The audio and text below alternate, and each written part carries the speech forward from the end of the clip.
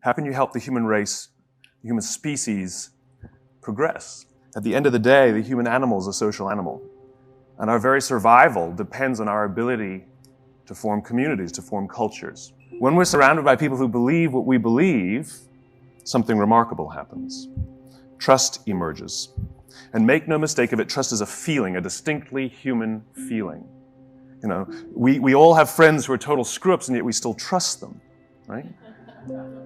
Trust is not a checklist. Simply doing everything you say you're going to do does not mean people will inherently trust you. It just means you're reliable. We need trust, right? We need trust. When we're surrounded by people who believe what we believe and trust starts to emerge, when we trust them and they trust us, we're more willing to take risks. We're more willing to experiment, which requires failure. We're more willing to explore and go somewhere that no one has ever gone before, with the confidence that if we fail, if we trip over, if we turn our backs, that those within our community, those who we trust and who trust us, will look after us while we're gone, will pick us up when we fall over, will help us when we're hurt. Our very survival depends on it. We're not good at everything. We're not good by ourselves. You know, if I send you out to go fight a saber-toothed tiger by yourself, odds are tiger 1, you 0. It's not going to go very well. But if you go out as a group, we're pretty damn amazing. And the reason is because we all have our certain strengths and we all have our certain weaknesses. And the goal is not to fix your weaknesses. The goal is to amplify your strengths and surround yourself with the people who can do what you can't do. But it's not just based on skills and application and experience. It's based on what you believe. It's based on what you believe. You see, simply being good at something and having somebody else being good at what you're no good at does not mean you will trust each other. Do we want to go to work with people who understand us, who believe what we believe, who have a similar view of the world that has nothing to do with their opinions and the differences that we share? That's good. That's called diversity. That's called advantages to problem solving, which is we can all look at the same thing from a different angle and come up with solutions. What I'm talking about is, why should you help each other in the first place? What are you in pursuit of?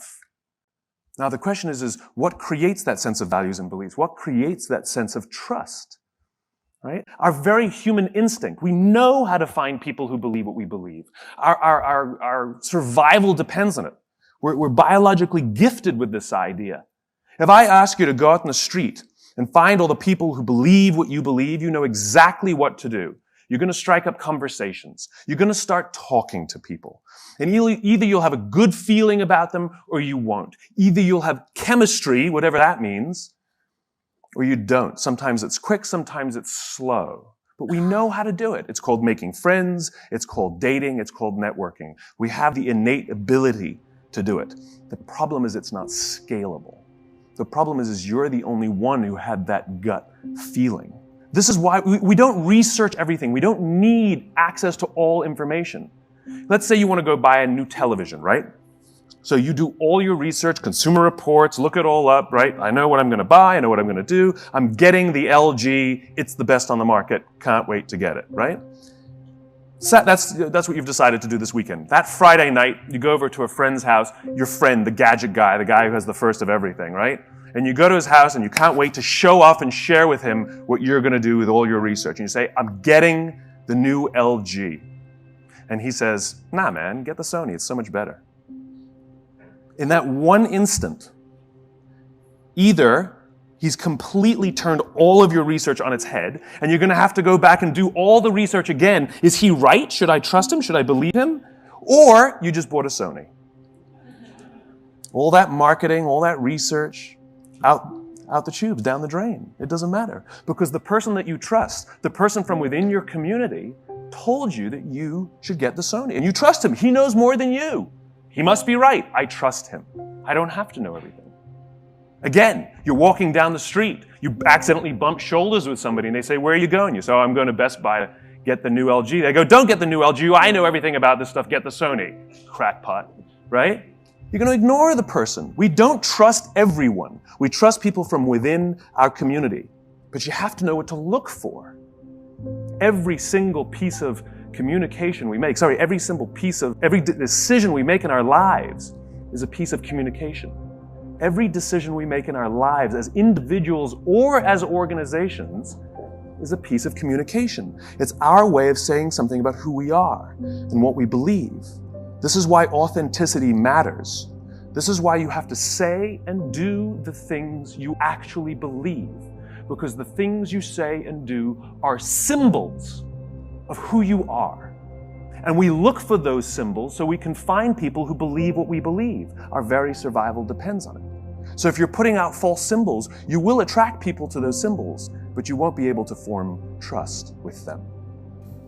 If you go to one of your friends and you say to one of your friends, "How would you like me to dress so that you'll like me better?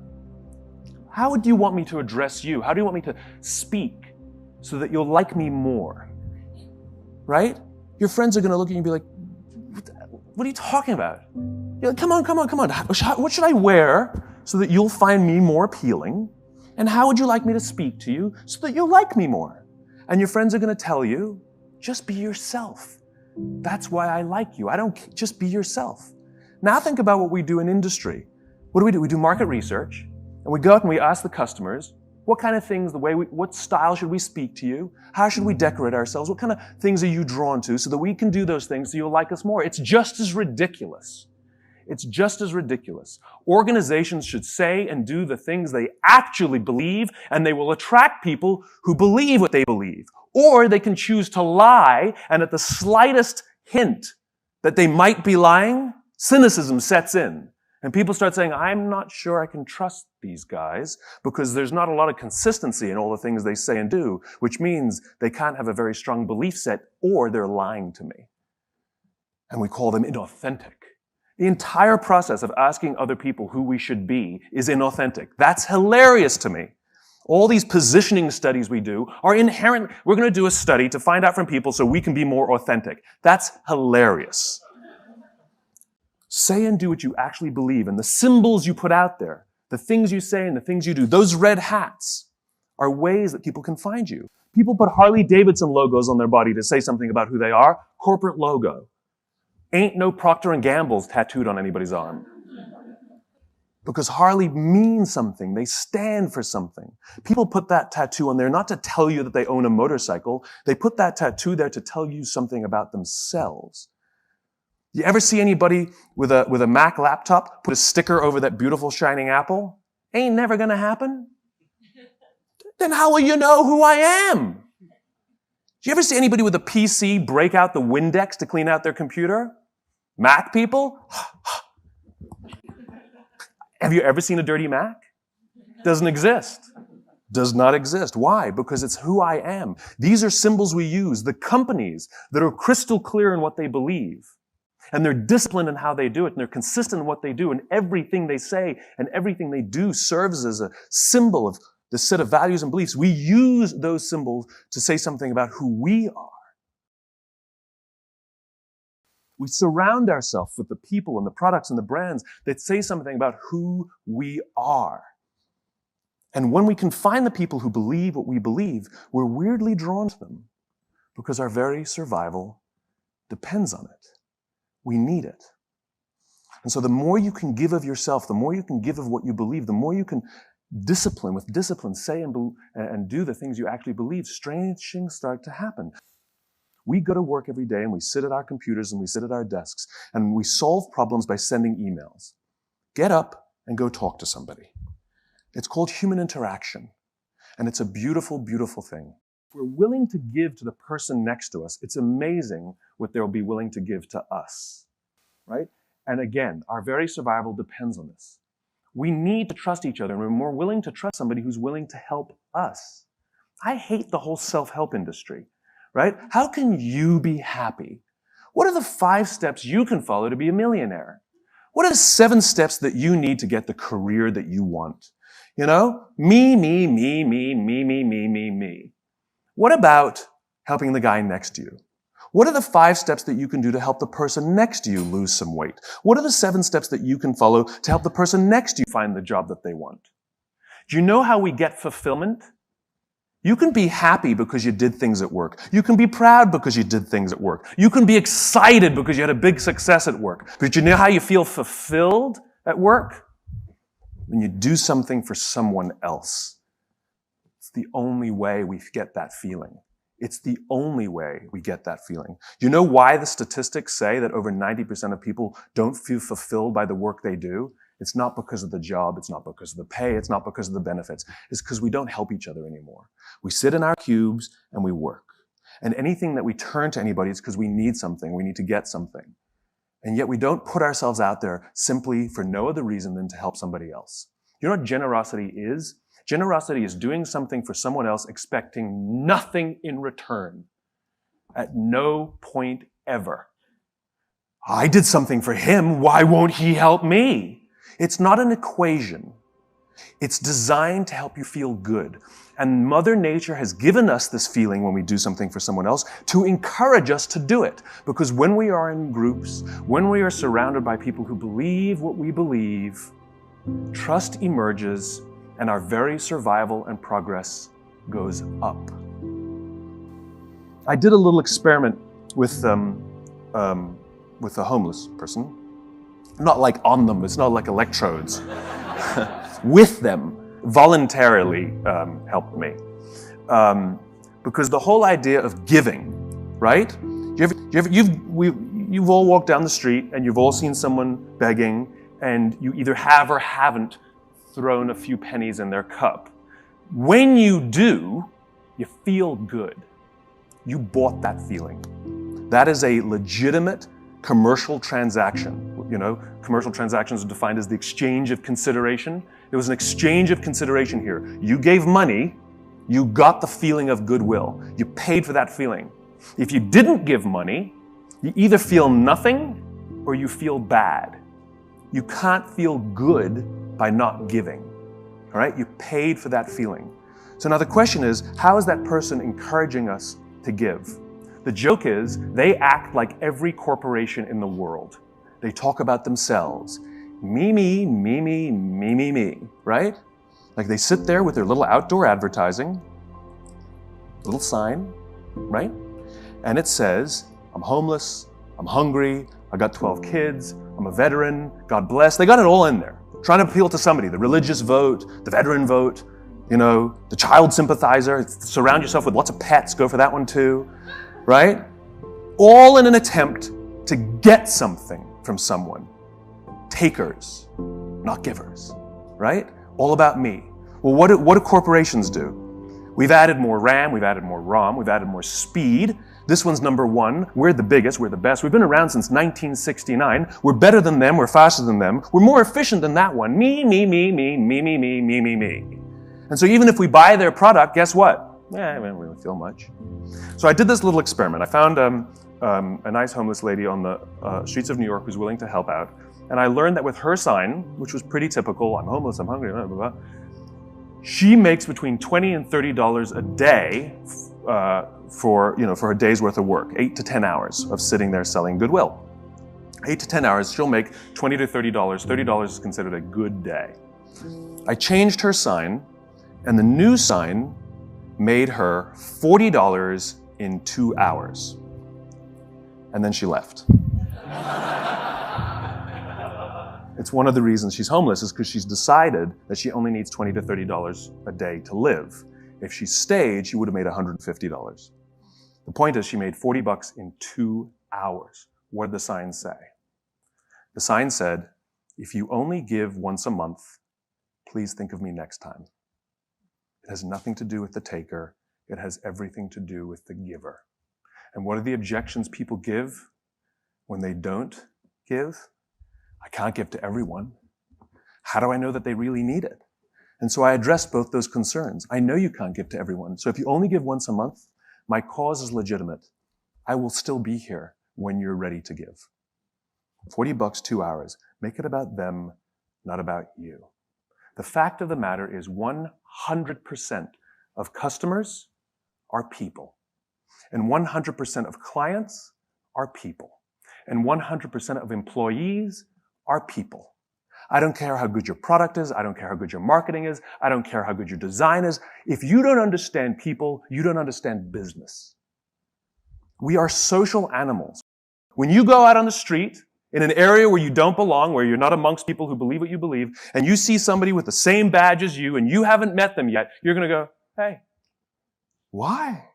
They're just as much of a stranger as any other person on the street. But because they have that little symbol that says that I believe what you believe, I'm a little bit like you, we can form a bond very quickly and instantly. You do. You do. It's called human beings. Do you ever watch Deadliest Catch on the Discovery Channel? I was flipping through the channels one night and Deadliest Catch came on. And on this episode, just random, they were in a huge storm.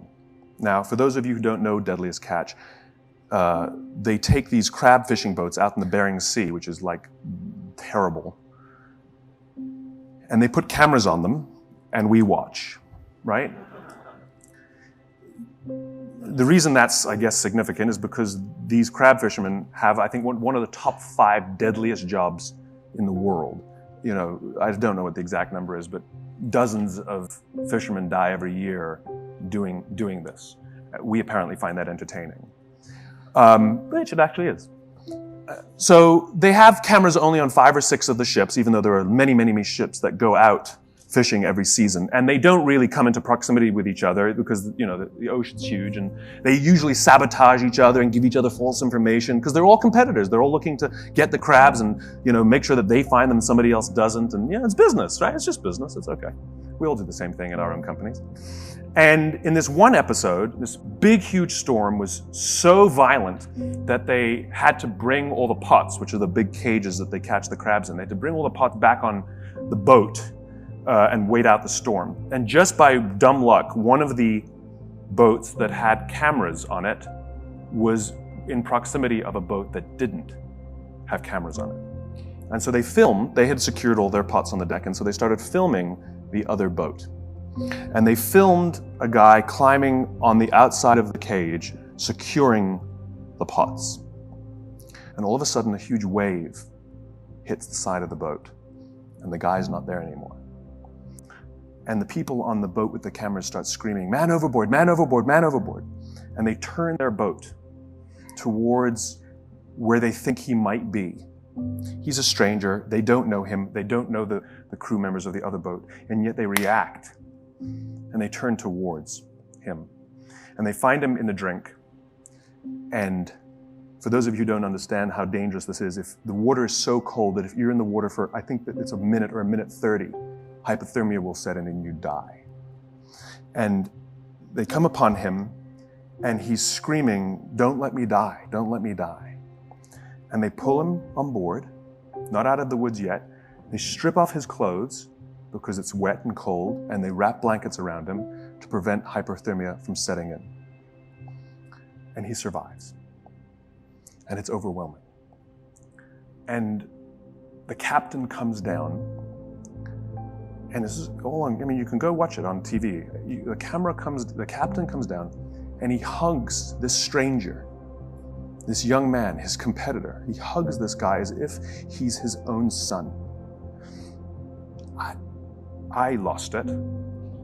Everybody is crying. And you realize what happened here was a human interaction. And the reason they risk their own lives to help this other person, even though they spend every other day trying to get ahead and sabotage, is because at the end of the day, they're all crab fishermen. And they know something about each other. And they know something about the risk that they all take to do this.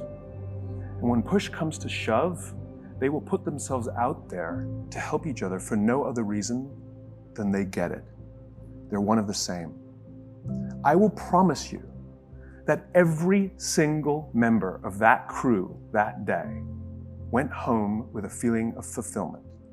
I promise you that every single person on that crew that day felt more good in their hearts and in their jobs than the richest days they've ever pulled in. My question is what are you doing to help the person next to you? Don't you want to wake up and go to work for the only reason that you can do something good for someone else? Wouldn't you want them to do that for you?